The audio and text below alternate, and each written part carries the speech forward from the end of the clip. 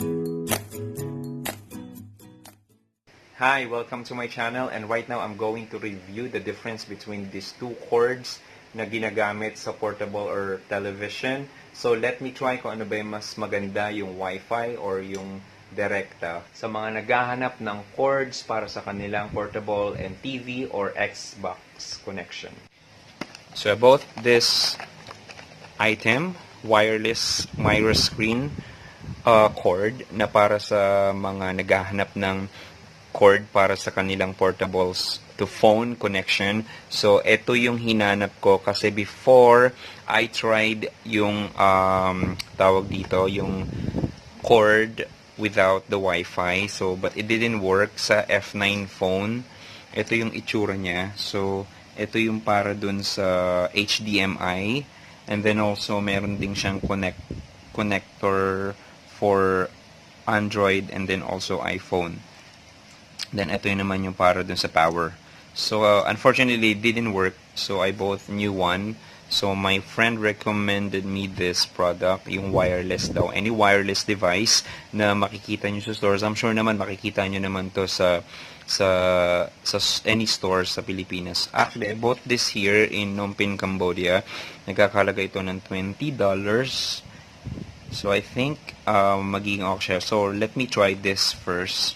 So, gaya nga ng sabi ko, I was looking for the best device para dun sa portable projector device na meron ako.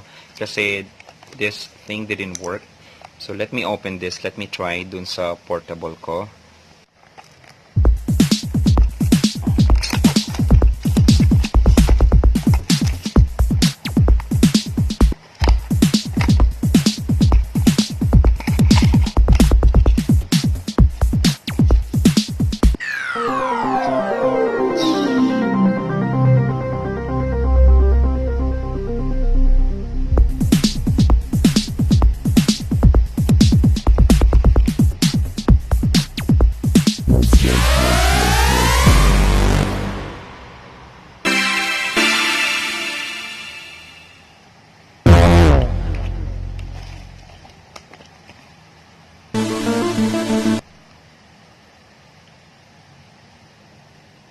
Ito yung una kong ginamit dito sa projector ko, but it didn't work. Okay, so yung gagamitin kong screen yun doon. So, ito yung ginamit ko. Wala siyang wireless. Ay, wala siyang wireless. Tama, wala siyang Wi-Fi hotspot or Wi-Fi connection. So, direkta siya sa phone. So, it didn't work. Kaya, I preferred to use this new device na meron siyang Wi-Fi na pinakita ko kanina. Ayan, may Wi-Fi siya. Let's try kung gagana ba siya. Kasi ito nga, yung kanina hindi siya gumana. So, ito yung gagamitin ko ngayon. Micrascreen. Tandaan yung name kasi hanapin natin siya mamaya dyan sa phone ko. So, ayan, again. Ito po. Tatry po natin kung magiging okay siya. So, naka-plug na siya. Siyempre, bubuksan natin. Naka-red siya, so open natin siya. Blue. And then, connect na natin to. Ayan. Medyo malinaw naman siya. So, i-connect na natin tong Micrascreen.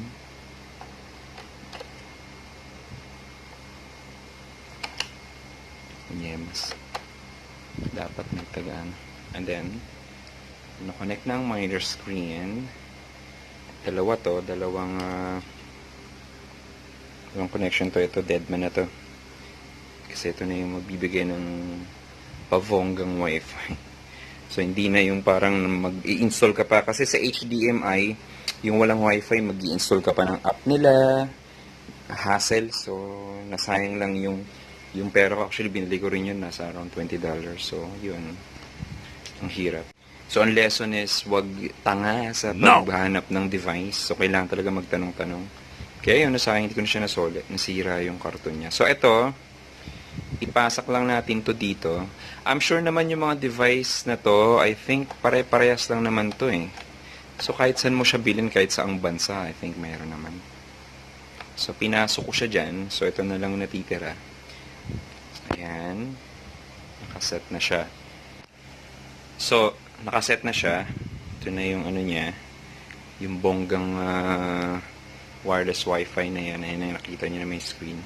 So, check na natin sa phone ko. Punta lang tayo sa settings. Teka, ang labo. Punta tayo sa settings.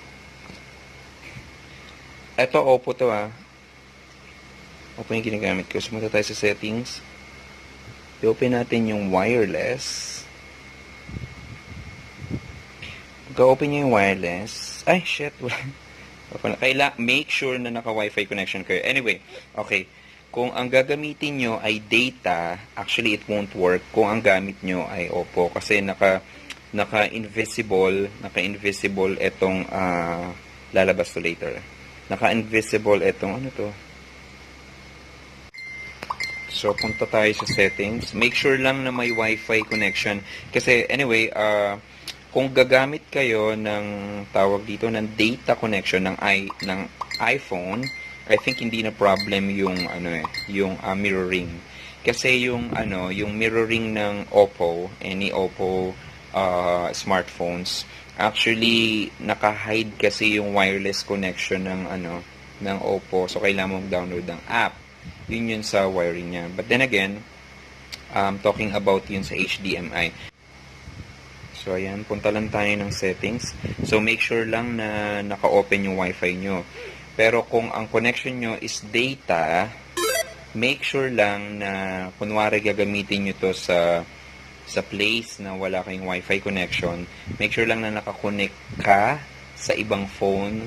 Don't use data kasi hindi lilitaw yung mirroring or yung TV connection nitong Oppo phone. I'm talking about Oppo smartphones kasi naka-hide. Pero I think if you're gonna use iPhone naman, hindi naman kailangan ng ganong eksena. Pero sa iPhone, sa Oppo phones, ito, naka-hide siya kung data yung gamit nyo. Pero kung ang gamit nyo ay Wi-Fi connection, makikita nyo agad tong Wi-Fi direct. Pero kung data, hindi nyo siya makikita. Pag Wi-Fi, makikita nyo. Okay? So, click natin yung Wi-Fi direct. Mag-search lang tayo.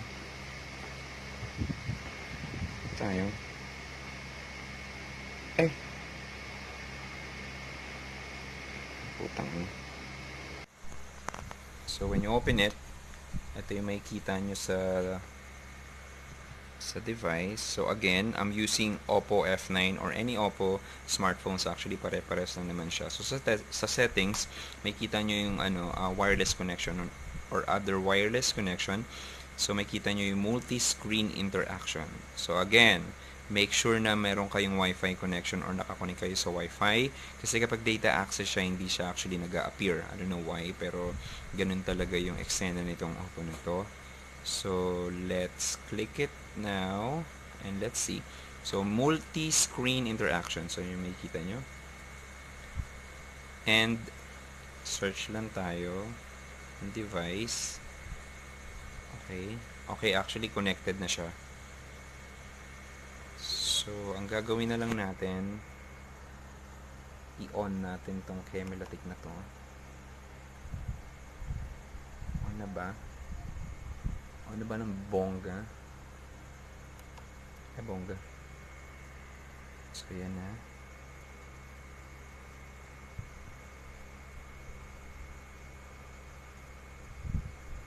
So, yan na po.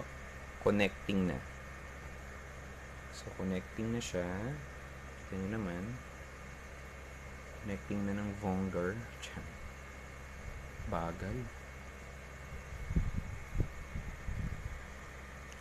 Connect na siya. So, connected na siya. So, ito na. Connected na siya. So, check natin sa YouTube. Sa ating YouTube. Ayan. Play natin music. Babaeng Marangal. Si Michelle Fox. Which I hate ads, no?